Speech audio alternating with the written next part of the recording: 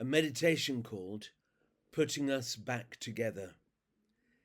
He put us back together again. Really, he did.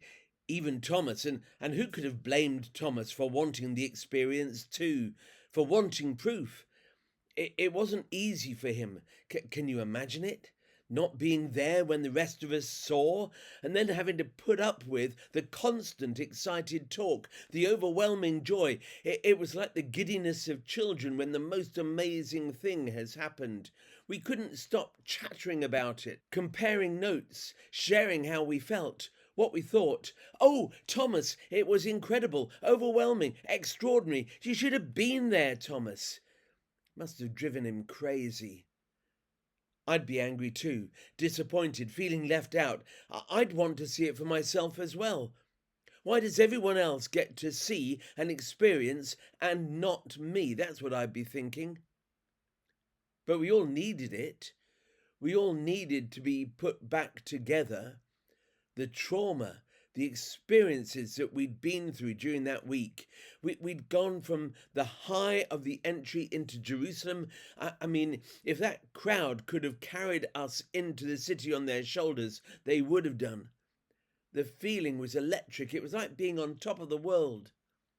And then there was the gathering menace, the storm clouds of the next few days, being aware that all kinds of worrying forces were coming together, that things were happening that were totally out of our control. And then Thursday and Friday. I can't begin to describe how desolate we felt, how frightened we were, how lonely and totally broken-hearted we were. Everything seemed so dark, so bleak. What on earth were we to do now? We needed, gently, to be stitched back together again. And he did that. Addressed our concerns and worries, restored our faith, spoke words of peace, began to bind the wounds that the last few days had left us with. We were shattered, and he came to us and, as always, gave us what we needed.